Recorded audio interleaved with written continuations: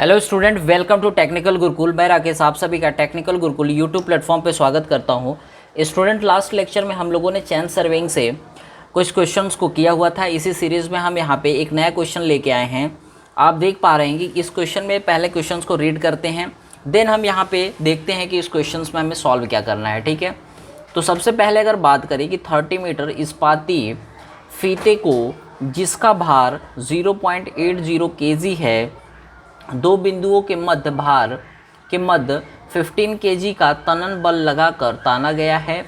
फीते की सत्य लंबाई ज्ञात कीजिए।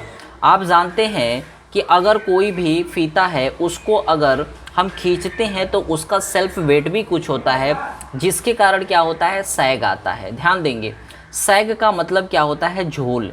जैसे आप जानते हैं कि जैसे ये क्या है, ए स्टेशन है और बी स्टेशन है। अगर हम बात करें कि इसके बीच में अगर हमें ये क्या है, फीता को हमने खींचा तो इसका खुद के भार के कारण इसमें क्या आता है, झोल आता है। और इसी झोल को हम क्या करते हैं, बाद में पूरे इस जो लंबाई होती है इसमें इस झोल को हम घटा देते हैं। तो हमें यही ट्रू लंबाई यहाँ पे फाइंड आउट करना है। तो इसके लिए सबसे पहले अगर हम बात करें कि टांगा हुआ जो फीता अपने भार के कारण क्या होता है, झोल में आ जाएगा। यहाँ पे सिंपल सी बात है कि कोई भी अगर फीता है तो वो सेल्फ लोड के कारण क्या आएगा, झोल में आ जाएगा। तो इसके लिए CSG जो हमारा सैग करेक्शन है उसको शॉर्ट में कैपिटल C और स्मॉल sg से डिनोट करते हैं, इज इक्वल टू W²L/24। यहाँ पे P का स्क्वायर है। यहाँ पे W क्या है, यहाँ पे W जो है वो क्या है, फीते का भार है, और ये L क्या है, फीते की लंबाई है, और P क्या है, यहाँ पे तनन बल जो लगाया गया है वो हमारा यहाँ पे P है। तो आप देख सकते हैं कि यहाँ पे सारी वैल्यू गिवन है। W की वैल्यू कितनी है आप देख सकते हैं क्वेश्चन में, 0.8 यहाँ पे दिया हुआ है kg, और यहाँ पे L की वैल्यू कितनी है, 30 मीटर, और यहाँ पे P की वैल्यू कितनी है, 15।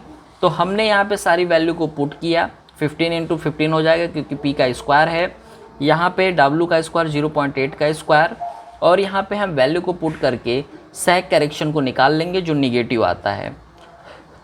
इसके बाद अगर हम बात करें, हमें फीते की सत्य लंबाई बतानी है। तो फीते की जो सत्य लंबाई है इसे हमें कैसे करेंगे, 30 मीटर जो हमारी लेंथ है उसमें जो हमारा सैग करेक्शन है इसको घटा देते हैं तो हमारी ट्रू लंबाई आ जाती है। तो इस तरीके से हम क्या करते हैं कि किसी भी फीता अगर है उसमें अगर सैग करेक्शन आ रहा है तो हम इस फॉर्मूले का यूज़ करके सैग करेक्शन को निकालते हैं, और देन हम क्या करते हैं कि जो फीता दिया रहता है जो भी लंबाई उसकी, उसमें से उस वैल्यू को जो करेक्शन करना है सैग का उसको घटा के हम फाइंड आउट कर लेते हैं सत्य लंबाई यानी ट्रू लेंथ। हम यहाँ पे ट्रू लेंथ को फाइंड आउट कर लेते हैं। इसके बाद इसी बेस पे हम एक देखते हैं दूसरा क्वेश्चन। यहाँ पे हम क्या करेंगे, ध्यान देंगे आपको क्वेश्चन है क्या, पहले क्वेश्चंस को रीड करते हैं। क्वेश्चन में दिया गया है कि 30 मीटर फीते से दो बिंदुओं की मध्य दूरी 600 मीटर नापी गई है। अब यहाँ पे टेम्परेचर के कारण क्या हो रहा है, टेम्परेचर के समय औसत तापमान, यहाँ पे ध्यान देंगे TM से इसको डिनोट करते हैं, 35 डिग्री सेंटीग्रेड था, जबकि फीते का मानक यानी स्टैंडर्ड टेम्परेचर 20 डिग्री सेंटीग्रेड था। फीते के पदार्थ का प्रति डिग्री सेल्सियस जो तापी यानी एक thermal coefficient of thermal expansion है वो 35 × 10⁻⁷ है। बिंदुओं के मध्य यहाँ पे सत्य दूरी की गणना हमें करना है।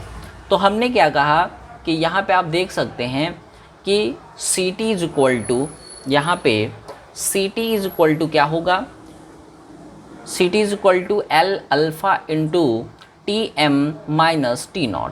हमें सारा वैल्यू गिवन है और जानते हैं कि TM 35 डिग्री सेंटीग्रेड था, T0 20 डिग्री सेंटीग्रेड था, अल्फ़ा हमें गिवन था।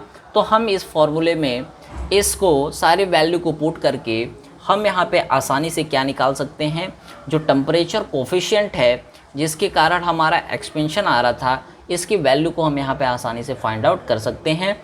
और सत्य लंबाई में हम क्या करते हैं, जो वैल्यू आती है वो पॉजिटिव आती है। 600 mm जो हमारा 600 यहाँ पे मीटर जो नापी गई थी उसमें हम इसको ऐड कर देते हैं जो हमारा टेम्परेचर कोफिशिएंट होता है, तो वही हमारी क्या होती है, सत्य लंबाई हमें पता चल जाता है। तो बहुत मिलते हैं अगले लेक्चर में, तब तक के लिए धन्यवाद।